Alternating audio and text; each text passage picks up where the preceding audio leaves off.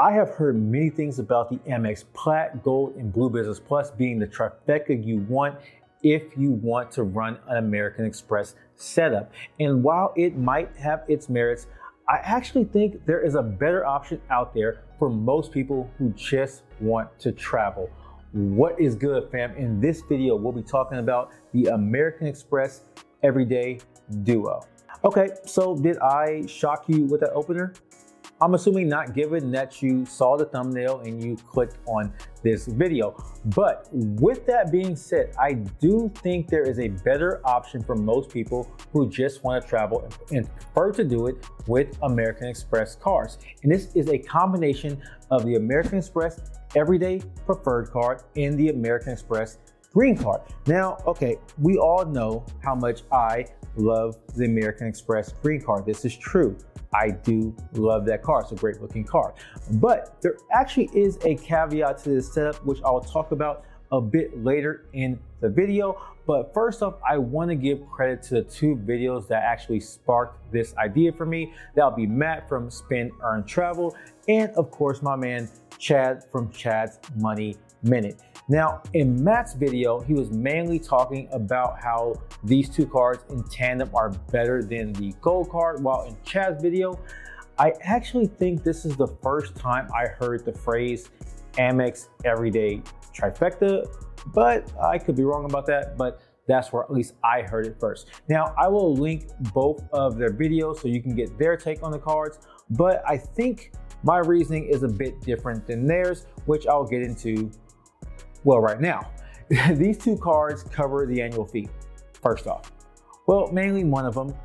And on top of that, they actually cover many staples from everyday spend to your general travel. So with that, let's see if they deserve a place in your wallet. The first card we're going to talk about is the American Express Everyday Preferred Card. Now, I've already done a full review of this card. I will actually leave that in the description below, but I will be the first to say that this card, it needs a refresh like yesterday. Now, actually, Matt Clausen did a video on this recently talking about this very same thing, so I will leave that in the description as well. But to be frank, it doesn't come with many multipliers that we would consider staples today. You could think of online retail or streaming as examples. But I do think you can rectify this with shopping portals like Rakuten. Well, partly rectified, but even with that, it does come with some pretty solid multipliers. You get 4.5x on groceries, that's up to $6,000 in a calendar year. You're getting 3x on gas and 1.5x on everything else. This is all factoring in the 50% points boost you get after you make 30 transactions in a billing period. So you gotta take that into account. But when you think about it, this is a pretty solid card if your finances and daily spend allow for it. Now, just think about it for a second. If you hit that spending cap of $6,000 for groceries, you're getting 27,000 membership rewards points. Now, if you do spend a lot on groceries, like your big family or something like that, you actually might want to go for the Amex Gold, as it gives you up to $25,000 in spend on groceries in a calendar year. Now, if you take other things into account, like let's say you drive a lot for work or you're a road warrior and you don't have an electric vehicle, the gas category might come in handy by giving you 3x on gas after you take into account the boost. Now, this is something that the Amex Personal Gold is lacking, so you might want to keep that in mind when you're trying to decide between these cards. The negative of this card is that it comes with a $95 annual fee that if I was getting this card alone, I personally wouldn't go for it. But when you combine it with the Amex Green, it actually starts to look better for the money. Well, when you think about that caveat, maybe not, but I'll talk about that a little bit later. Oh yeah, by the way, if you are enjoying this video so far, please show the like button some love. Do not hit it, just click it. But with that out of the way, we're gonna move on to a card I made maybe 4 or 5 videos on in my short stint here on YouTube, and that is none other than the best looking card of them all, the American Express Green Card.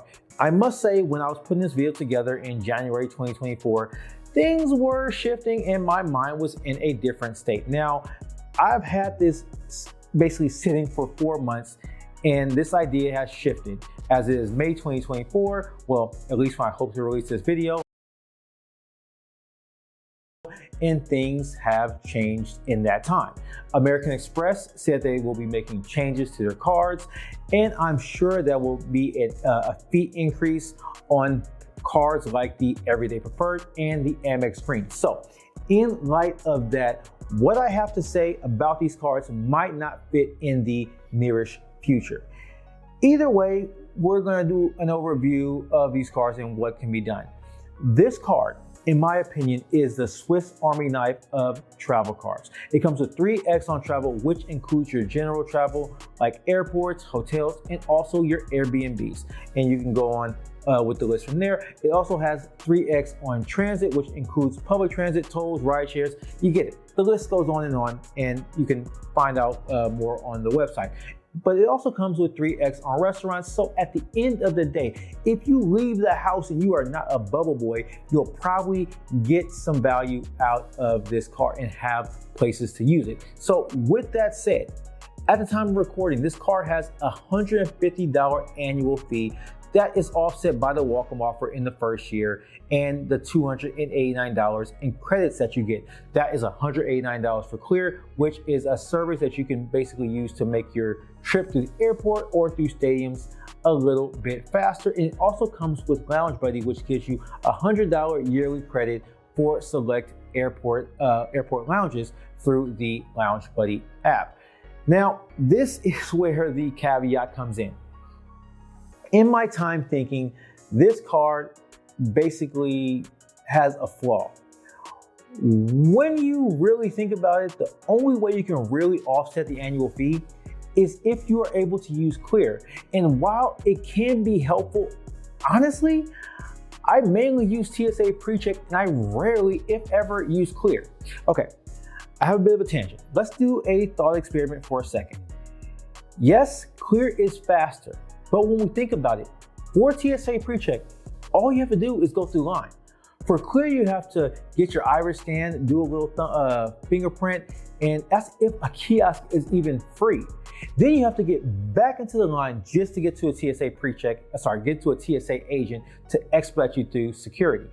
Now, I have seen people go through Clear the same time I go through the TSA PreCheck line alone, and they're still waiting for a kiosk to open up. It theoretically can be used for stadiums, for games, and things like that, but I really haven't found this that beneficial. So yes, while Clear sounds nice on paper, we really have to ask ourselves, especially if we have PreCheck, do we really get value out of Clear?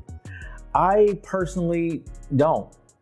But I have been able to get value out of Lounge Buddy, especially since my Hilton business card will be losing its priority pass. And that, my friends, is a video for another time, soon, but not today.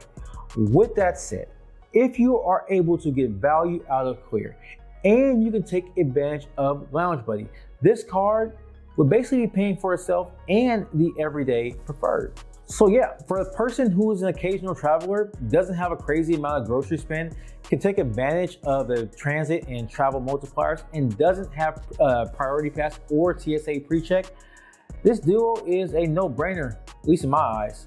Now, I did not speak about the Blue Business Plus, but honestly, you can do your own research on that. Worth the sledge. And until next time, guys, peace.